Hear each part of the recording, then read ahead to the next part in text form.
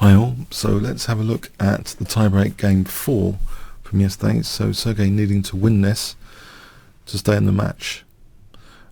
He's playing black, unfortunately, so Magnus plays e4 and we see a Sicilian Defence. Yes, it's appeared one of the most exciting openings for us club players generally is the Sicilian Defence.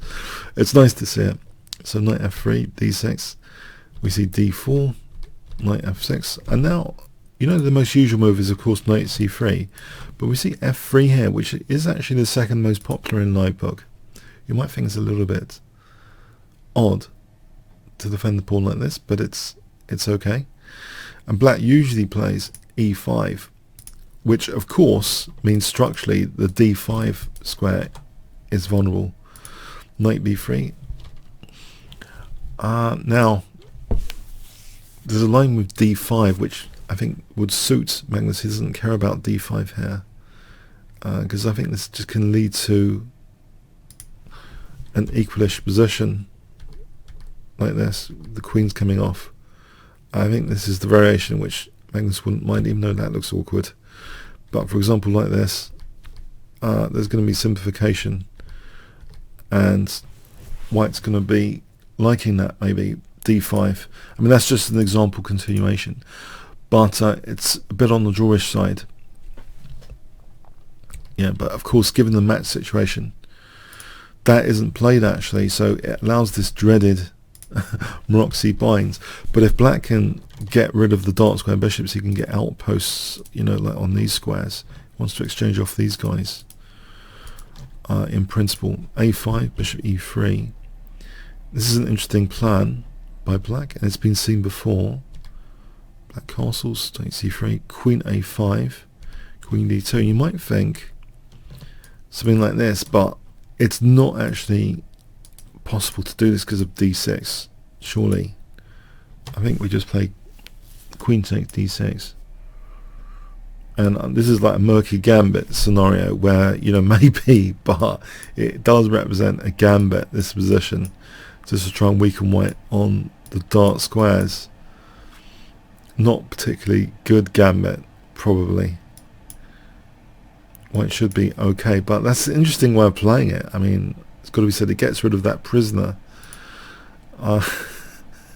It's not seen in live book before. Yeah, no, in live book there's been 5 games at least with bishop e6, one with knight a6 and one with knight c6. Here we see knight a6, and it looks logical to get just the knight to c5 like this without losing d6. But white has that nagging bind, that Maroczy bind. So the Maroczy bind's high profile in this super high profile game where white just needs to draw basically. But this knight, the knights are looking at d5, that big hole in black's position, putting the pressure on d5. It looks very, very comfortable. Black's trying to maybe undermine white on the dark squares. That pawn is challenged. It's not really a threat here though, because there's always knight takes e4 if takes. It's not actually a threat. The big thing is bishop b6. So that's not the idea actually. Knight d7, which holds b6 as well as protecting the pawn. g3, encouraging black to take here. I don't think this is particularly great for black. He just leaves the pawn with rook a3 instead. Bishop h3. So that's one of the ideas, one of the main ideas. The options to take on this diagonal, to put pressure on that diagonal. Knight c2 kicking the rook. And doesn't mind repetition, of course. But black is not interested in repetition, of course. Otherwise, Magnus would be world champion on a draw. So bishop f8. We see now, actually, g takes h4, which seems a bit strange to weaken f4, but just before the knights are going to do anything, they're both snapped off. This one, now black threatens knight e5 here, which would be a positional threat. So this is actually snapped off, giving black, you might seem a bit strange to give black the 2 bishops, but look at the position. This is great for the knights. The knights have nice entrenchment squares, especially d5, to be wonderfully entrenched. But here we see knight takes c6, knight b5. Oh, sorry, I just want to make a note, by the way, here. Instead of, you know, when knight b4 was played, this pawn is actually hanging, and it is technically possible to take this. White is better here, but maybe there's some counterplay. Maybe this is the point. There might be some counterplay here on h4 with maybe Magnus wanted to avoid this kind of scenario. It's possible. He plays actually not to win the pawn, but here knight b4. Now let's have a look. Actually, if rook h5 here, I think the point is to get the knights quite quickly to d5, and there shouldn't be too much. If black ever plays bishop e7, I think we can just snap that off, so that will safeguard the h4 basically. This is a reasonably safe looking position for white. So okay, so yeah, instead of that queen takes b6 possibility, we see knight b4 here. So rook a3, knight takes, knight b5 hitting the rook. Now there's basically an exchange sack played with rook takes b3, allowing this fork. If rook a1, this position is solid enough for white. Basically, this kind of scenario is solid enough. White's slightly better. So we see actually an exchange sack. Interesting decision. Knight d4, queen takes. So white's the exchange up. Queen e2. Black would be threatening d5 here actually for bishop c5 potentially to get back the exchange. So that takes the queen off the dark squares, just in case. Yeah, this h-pawn is, doesn't matter if that's taken of d6 here. If it takes, then just d6 surely is an option. But also there's maybe queen d3 is even better. If the queen moves, we take on d6 with the queen move, that's even better. But yeah, that's not taking. Queen e6. Pawn's moved now to safety. Rook a3. Rook d3. Rook d2. Rooks are kept on. Rook d5. So what can black do here? The exchange down. Queen d2, threatening that pawn. That's protected. Rook f5. And this is black's last try to get to white's king here in action. So a disaster would be, I think, queen takes f. No, even this is not a disaster, pardon me. Because check, we've always got not rook d2, because then queen takes f4 wins material. Yeah, black would be a bishop up.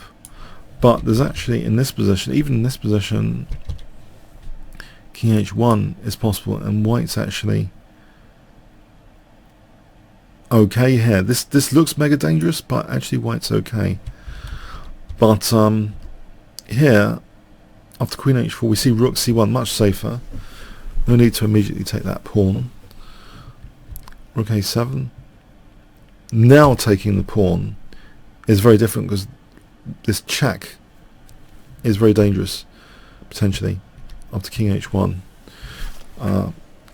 Black's best is actually, technically, it doesn't look good to take here.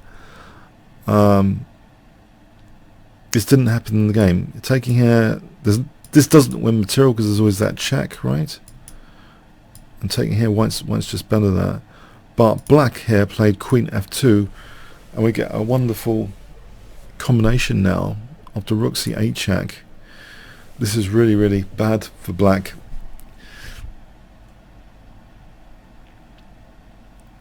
On bishop f8, that's really dangerous because of rook takes, and black's getting mated. For example, here, black's getting mated. Next, splat. The pawn's actually useful on h5. And also king e8, check, check, check. This is like a forced mate as well. So black played king h7. Can you guess white's play here? how he finishes off. If I give you 5 seconds, you might want to pause the video. Well worth pausing the video to work this out. White to play a fantastic move, which finishes the game in style and the whole match. White to play, Magnus to play, and become world chess champion again for another 2 years at least.